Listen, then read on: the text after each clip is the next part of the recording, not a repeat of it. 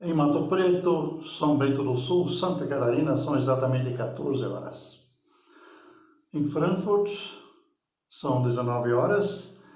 E este é o culto agora de Darmstadt, onde nos reunimos semanalmente na Igreja Batista, na Ahrstrasse, sempre às 19 horas de cada segunda-feira. Mas hoje, então, estamos participando através da mídia. Mas as irmãs devem estar ligando lá agora e também os demais que vão assistir esse vídeo, nós desejamos que sejam abençoados. E nós queremos ler um texto de Gênesis capítulo 26, onde diz no versículo 1: sobreveio à terra uma fome além da primeira que ocorreu nos dias de Abraão. Por isso foi Isaque a Abimeleque, rei dos filisteus, em Gerar. E lemos adiante que Abimeleque foi morar lá, Isaac foi morar lá e era uma época de fome. E no versículo 12 nós lemos: Isaac semeou naquela terra e no mesmo ano colheu o cêntuplo, e o Senhor o abençoou. E engrandeceu-se Isaac e foi se enriquecendo até se tornar muito poderoso. E mais tarde o texto fala então que Isaac abriu novamente os poços que seu pai Abraão tinha mandado abrir. E foi uma história bem interessante, se você quer ler em Gênesis capítulo 26. Mas hoje eu gostaria de falar sobre o investimento. Então, era época de fome. E normalmente, quando é época de fome, a gente não esbanja, a gente não põe fora o que a gente tem. Então, o Isaac semeou numa época de fome. Ele poderia bem dizer: não, eu não vou semear porque eu vou precisar essa semente. Eu vou precisar para mandar moer, quer dizer, eles moíam no moinho o trigo, e para ter o que comer. Então eu vou jogar a semente na terra, época de fome. Mas Isaac investiu. E ele colheu, como Jesus promete lá no Novo Testamento, um colhe 30, ou 60, outro 100 por um. E ele, realmente, ele colheu 100 por um. E foi semeando de novo, foi colhendo e se tornou rico. Então, nós temos uma época agora em que a gente também acha que tem que poupar o que tem, não esbanjar para ter amanhã. Mas Isaac não comeu aquela semente e plantou e colheu 100 por um. Investimento. Então, essa época que estamos passando agora, muitos confinados em suas casas, seus casamentos. Então uma coisa que está acontecendo é que Deus está pondo à prova os casamentos. Uns se unem sempre mais, se perdoam, se chegam a conhecer melhor. E outros se distanciam e até têm casais se separando. Isso é muito triste. Quando crentes que sabem que Deus os uniu, o próprio Deus disse, até que a morte os separe. E essas pessoas começam a se separar, fazendo a sua própria vontade, porque não se aguentam. Aí tem que entrar Jesus na cena. Jesus vai unir os dois. E é preciso humildade. Eu lembrei, quando vi esses dias, novamente, de casos assim, de crentes. Eu lembrei de uma história que tinha duas ovelhas que queriam, dois cabritos que queriam atravessar uma ponte. E se encontraram no meio daquela pinguela, era só uma árvore por cima do rio. E como os dois eram teimosos, ninguém queria ceder, começaram a brigar em cima daquela árvore, aquela ponte, aquela pinguela, e os dois caíram na água. Aí vieram duas ovelhas, também se encontraram no mesmo lugar. E também não tinha como ir para trás, a ovelha já é difícil, porque aquela lã toda, né? O que as ovelhas fizeram? Elas foram mais sábias do que os cabritos. Uma deitou-se em cima da árvore, espichou-se lá, em cima da pinguela, a outra passou por cima. Um dia, foi aqui em São Bento ainda, quando começamos o nosso ministério, fui convidado, minha esposa e eu fomos convidados para resolver uma briga de casal. O homem ia no estudo bíblico toda terça-feira, a esposa não queria saber da palavra de Deus e brigavam sempre, parece que para a esposa o marido era que nem um demônio.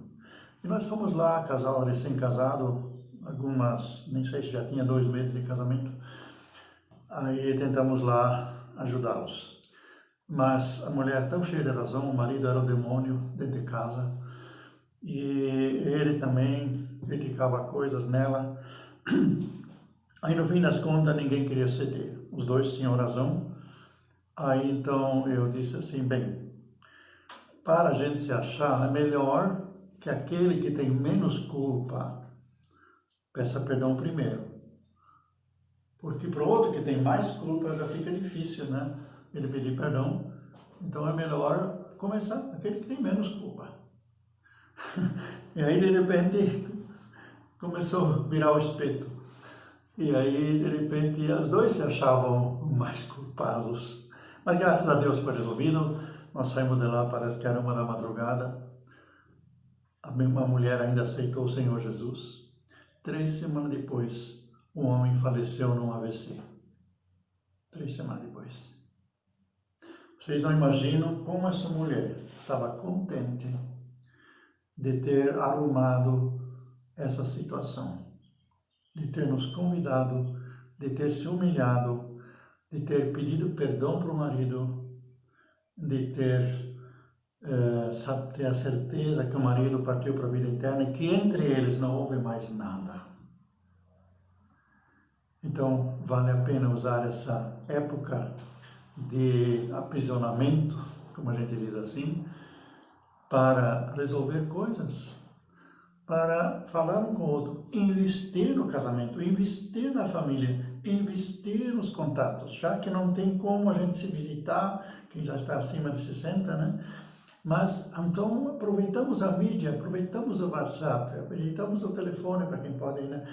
Nós, internacional, usamos o WhatsApp para conversar, ou dá para usar o Skype, mas não vamos nos distanciar, mesmo que nos prenderam, que nos distanciaram, mas nós podemos usar essa situação para nos aprofundar. Então, vamos investir no casamento, vamos investir em relacionamentos onde é possível pela mídia, mas também o Isaac, ele investiu na sementeira. Então, ele foi plantar. Então, é época de investir. Vamos investir no reino de Deus. Mas eu já dei o dízimo. Mas dá mais um pouco. Coloca, semeia e espera 30, 60, 100 por um. Investe numa família, de repente, que está passando fome. Alguém que está desempregado, a gente está fazendo isso também. Investe em alguma obra missionária que está carente. A gente está recebendo pedidos também de obras missionárias que dependem somente de ajuda. Deixa Deus te mostrar que além do teu dízimo você possa repartir. E você vai fazer as contas, mas isso não chega nem para mim. Mas Deus vai multiplicar, de algum jeito Deus vai multiplicar, como fez no caso do Isaac. A colheita deu tanto que nunca ele esperava a época de fome, talvez tinha seca também. Mas ele investiu, ele plantou. Eu sei de uma família que também perdeu, aqui no Brasil, toda a plantação de trigo, porque deu uma geada muito forte, ainda bem tarde, pelo mês de outubro, novembro, a geada matou tudo. E a gente sabe que o trigo tem a sua época para semeadura e também para colher. E aquele homem orou a Deus, ele disse, eu vou semear de novo. Eu vou semear de novo e a metade da colheita vou dar para a obra do Senhor. Aquele homem colheu tanto depois, mesmo fora de tempo. Deus abençoou e ele pôde orar ao Senhor com outra colheita. Então vamos investir financeiramente, mas não sabemos mais, o tempo do fim está chegando, quanto tempo ainda vamos ter uma Bíblia aberta, quanto tempo vamos ainda, não é proibido ainda a gente ter um texto bíblico no próprio celular, no computador. Vamos investir em decorar palavras bíblicas. Porque tudo aquilo que nós decoramos, aquilo que nós aceitamos no coração, aquilo que nós profetizamos dentro da palavra de Deus, isso permanece. Guardamos no coração, então no momento certo nós vamos ter a palavra de Deus. Vamos estudar a Bíblia, já que há mais tempo de concentração. Vamos ficar o dia todo olhando notícias que traz medo. Vamos ler palavras de esperança. Então, mais tempo para estudo bíblico. Olhar a Bíblia, comparar texto com texto. Tem aquelas Bíblias que sempre, em cada versículo, tem um númerozinho. Eu fiz isso muito, de a gente então pegar aquele númerozinho lá, lá tem outra passagem bíblica. Então o texto, a Bíblia se explica com a Bíblia, e a gente vai estudando a Bíblia, ou sentar junto, dois, lendo a Bíblia. Eu conheço um pastor muito poderoso em palavra, tanto ele como ela, eles têm a idade do Papa hoje, mas ainda estão aí ativos, estão vivos na palavra, acesos. O que eles fazem? Todo dia eles gastam 1 hora, não, eles investem 1 hora em juntos estudarem a Bíblia, falando sobre o que está escrito ali, o que lá, o que acha, e Deus vai mostrando e aplicando essas palavras na situação da pessoa. Então, tirar muito tempo para a leitura. Podemos investir em oração. Quanta gente necessita de oração? Os próprios familiares, será que já são todos crentes? A Bíblia até dá a promessa, crê no Senhor Jesus Cristo, será salvo tu e a tua casa. Mas será que todos já creem? Então tem aqueles ainda que nós precisamos orar. Uma vez chegou alguém ao pastor e disse, olha, eu não sei, não tem jeito, o meu irmão não quer se converter. Pastor, o que eu faço? Aí o pastor pediu orientação a Deus e daí disse, olha, tem um texto na Bíblia onde diz assim, se você quer invadir a casa do valente, tem que amarrar o valente primeiro, para você saquear a casa dele. E daí ele disse, vamos agora libertar essa pessoa. Talvez essa pessoa nem pode crer, talvez tem espíritos imundos segurando essa pessoa, precisa alguém orar para desatar ele, para ele poder crer. Eles fizeram isso, oraram e desataram ele, porque a Bíblia diz, o que na terra ligardes, será ligado no céu, e o que na terra desligardes, será desligado no céu. O que eles fizeram? Eles fizeram isso. Então, conscientemente, proibiram a ação desses maus espíritos, desses demônios de confusão, da descrença, para agir naquela pessoa. Praticamente amarraram, que na terra ligar, será ligado no céu. Né? Então, Jesus já nos libertou de todos esses males, e para que as pessoas possam crer, então precisamos fazer a nossa parte. Mas daí aquele pastor teve mais uma palavra de Deus, onde diz assim, Jesus mandou orar, Senhor, manda trabalhadores na tua seara. Então eles começaram a orar, Senhor, manda pessoas, manda testemunhas, já que nós da família não conseguimos fazer nada, então tem aquele ditado, né? Santo de casa não faz milagre. Às vezes é outras pessoas que têm que vir. E aí começaram a orar, Deus coloca a pessoa no caminho dele. 3 semanas depois, a paz apareceu. Não sei se oraram por mim, eu não sei o que aconteceu, dizer, vocês estavam orando por mim?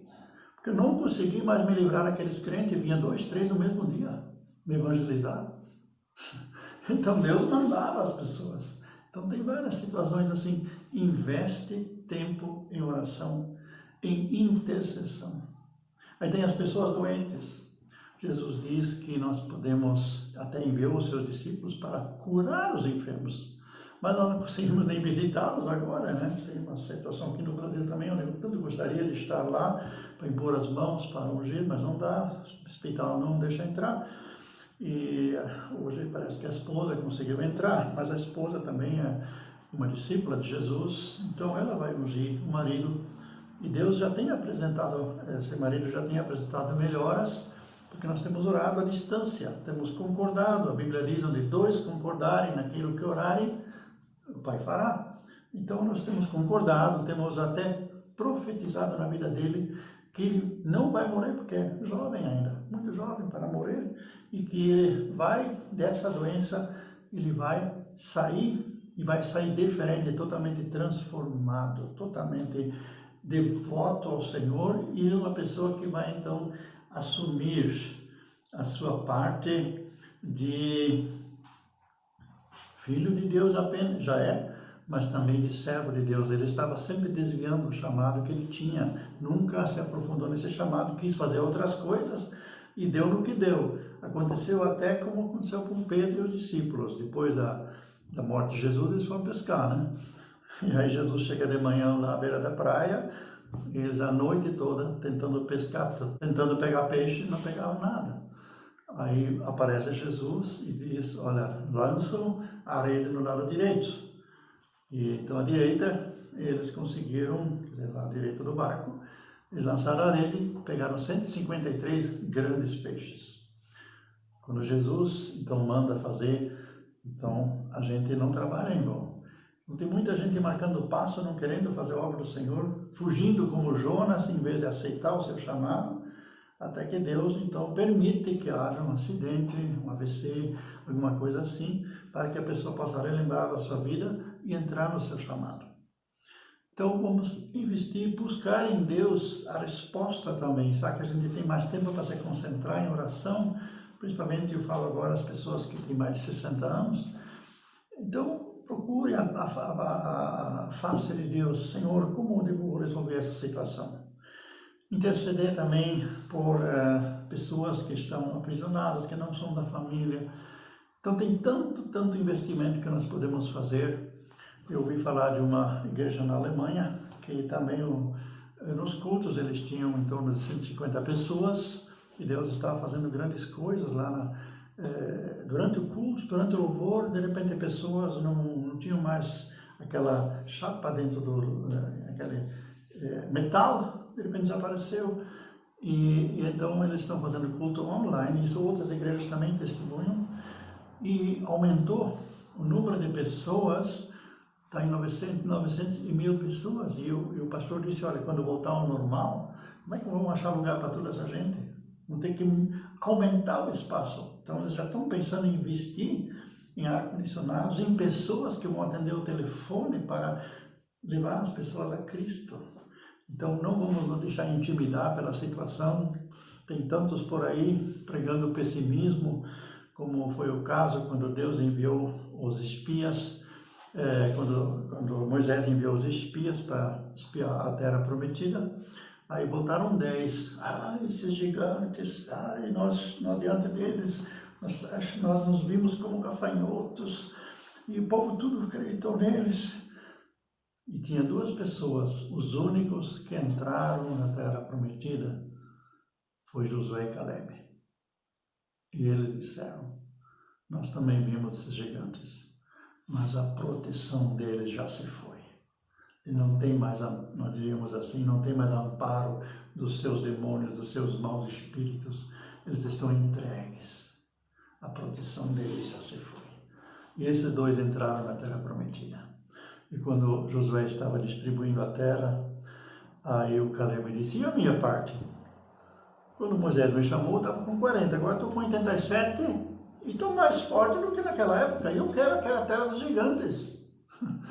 Foi assim que aconteceu.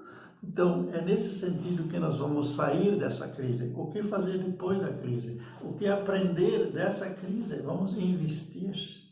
Como já falei no início, né? Isaac investiu, semeou na época de fome e colheu 100 vezes mais. E recapitulando para quem entrou agora, investir financeiramente na obra do Senhor. Além que a gente já deu dízimo, vamos repartir com aqueles que precisam, aqueles necessitados, que o Senhor vai multiplicar também na vida deles de novo. E investir em oração, investir na própria família, com os familiares que a gente tem contato.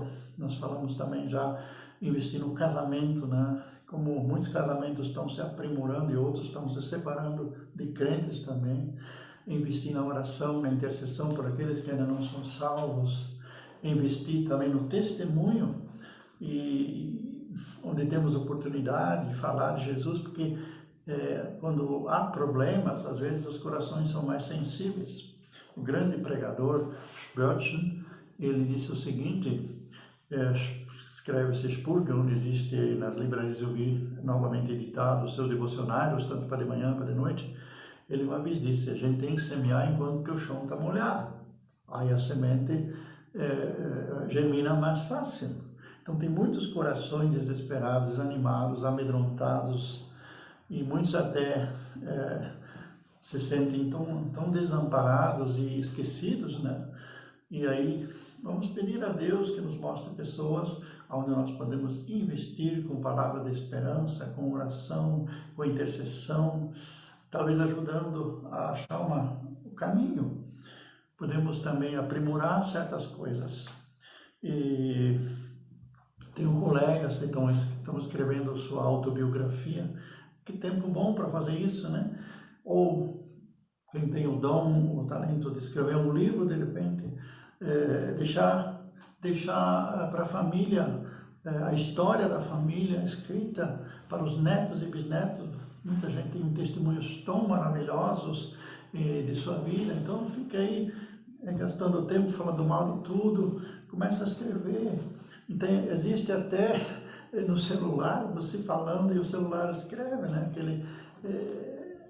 A gente está falando e vai escrevendo, então ficou bem mais fácil para escrever. Eu estou fazendo isso, né? Então eu vou ditando, vou falando e aquilo, então lá aparece o texto sendo escrito. Então depois só vai e corrige. Então vamos tirar realmente o melhor dessa crise, não ficar apenas chorando, ou melhor, desanimado com aquilo que não deu certo, com aquilo que estão perdendo. Vamos pedir a Deus que nos mostre luzes, que nos mostre saídas para desenvolver. Quem sabe tem coisas que a gente tanto queria fazer, nunca deu tempo. Então podemos fazer isso agora, né? Investir o tempo. E alguém deu uma sugestão, um ponto que eu ouvi ontem na internet, onde o pastor disse o seguinte: não faça algo melhor.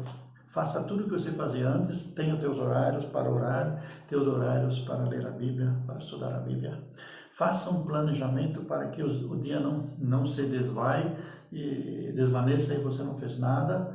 Então, cumpre teus horários, investe na tua saúde, investe nas tuas caminhadas, quem pode sair, né? Investe em treinamento, nos teus músculos. Então, vai investindo e planeje bem o teu dia, não deixa o ânimo cair. E quem sabe até Deus está mostrando um novo caminho, um novo objetivo para fazer aquilo que de repente você nem sonhou que poderia fazer, uma nova oportunidade. Então, esse eu quero deixar hoje com vocês, principalmente os irmãos lá de Darmstadt, que seria agora o culto dela. Depois a gente vai conversar e orar em conjunto ainda, mas também eu já aproveitei gravar para transmitir no Face e também gravar para o YouTube, para guardarmos algo que Deus nos inspirou no momento, e amanhã e outros dias podemos ainda consumir de novo e ouvir de novo o que Deus nos tem falado. Eu gostaria de orar por nós. Senhor nosso Deus, quando tudo aconteceu, ficamos com medo, ficamos até às vezes desajustados em algumas coisas, não conseguimos compreender por que Deus está permitindo, mas nós queremos tirar o melhor da situação. Nós queremos fazer como Josué e Caleb, não crer no desânimo e nas coisas que estamos perdendo. Nós queremos crer em novas portas, nós queremos crer na bênção, queremos tomar posse de tanta bênção que Tu tens preparado. Talvez nós nunca nos lembramos disso, mas agora no silêncio, agora quando muita coisa não se pode fazer, Senhor, lembra-nos de novo, lembra-nos dos nossos sonhos que nós já tínhamos uma vez no passado e não conseguimos realizar. E agora lembra-nos de novo, Senhor. Lembra-nos daquilo que pode dar certo a partir de agora, que o inimigo que está tirando nossa esperança não possa vencer e que nós vamos envergonhá-lo em fazer algo diferente, em trazer à vida coisas que não eram. Então, Senhor, peço-te por cada um que nos ouve, possas dar essa luz, possas dar essa graça, possas dar esse encorajamento. E obrigado, Jesus, que Tu és o nosso Salvador. E aquele que ainda não te recebeu, que ficou hesitando, possa te encontrar hoje, possa começar uma vida contigo e possa desempacotar esse presente que Tu deste, que é uma vida plena, Senhor. Enquanto Tu queres que nós ficamos aqui neste mundo ainda, sabemos que o fim está próximo e Tu vais nos buscar através do arrebatamento ou através de uma partida, mas nós sabemos que queremos ser aqui usados. Queremos fazer como Lutero dizia, se Jesus voltasse amanhã, eu hoje ainda plantaria uma árvore, uma macieira e pagaria todas as minhas dívidas.